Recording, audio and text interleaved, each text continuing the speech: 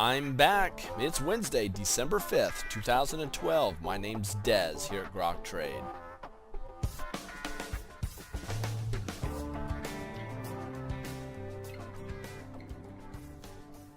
A sincere thank you to Mark filling in for me, doing some videos here. And we have a mixed close today on Wednesday. By the way, I'm freshly back from Cajun countries down in Louisiana for the last week or so and thoroughly enjoyed myself. A lot of Creole cooking and eating. The S&P up 0.16%, the Dow up 0.64%, but the Nasdaq off big time, 0.77%. Doesn't help that we saw Apple dropping as violently as it did today. Actually, I believe that Apple was down a lot. It's seen as man, today was its worst day since 2008. Ouch. Anyway, banks up 0.3%. VIX fear indicator down 3.9%. Gold off a fraction, silver off a fraction, crude oil off 0.6%. And the US dollar up 0.23%, and the trend trade is in play. We're at 0.54.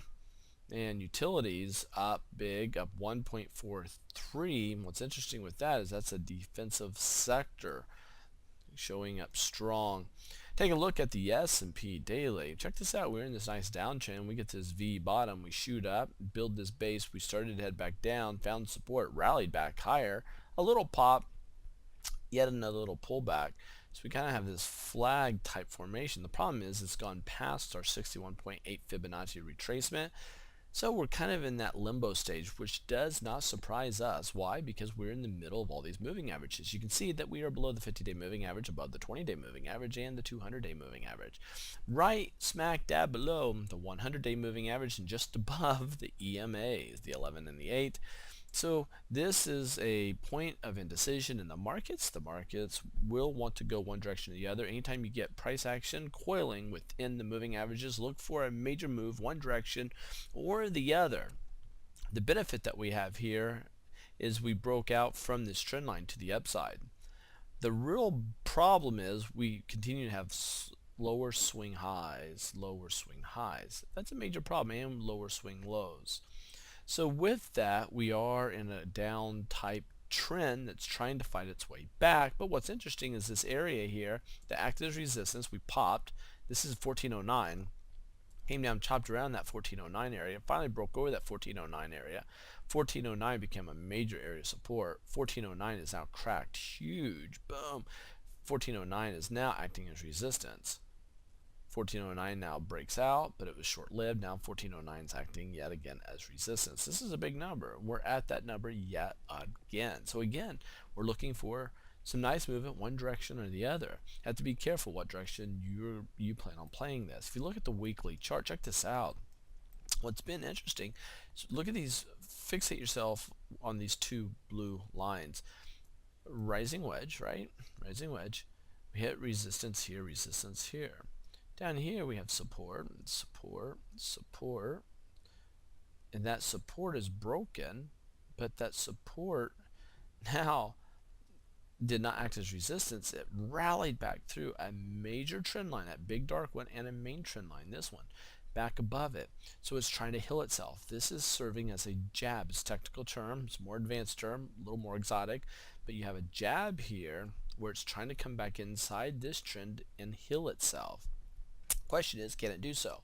We do see had the 20-week moving average acting as resistance, 50-day coming up. So now we have price action getting caught between the 20 and the 50-day moving average, but we have a main trend line on the weekly and a major trend line on the weekly acting as support. So that's nice and bullish. If you look here at the monthly chart, we're still in the confines of these two blue lines. That is a rising wedge, but we're trying to break out of a symmetrical triangle of the major trend lines here. You can see that those two major trend lines here, but we're still in this rising wedge, caught in this point of limbo. This area here coming across 1409 is just an area serving as support. The question is, what direction will this want to go? All eyes are on that. Let's take a look at Apple's bloodbath today. We called for a buy down here. We come up, started showing some weakness. Let's say get your stop losses in place because this thing is showing some relative weakness. And there we have it. Major drop on major volume. If you take a look here at Google, here looking at a daily chart is making kind of a bear flag type formation. Be careful with this. You do have a bull pullback, so this could rally, giving us an inverted head and shoulders. But if this starts to fall here, you will have a bear flag formation. If you're not familiar with these terms I'm throwing at you, make sure you go to the 101 courses, take those, and certainly review the chart school, these different chart formations. More importantly, make sure you get enrolled in 201 and the mentorship. That's what's going to separate you from the amateurs. All right, so let's also take a gander at Facebook.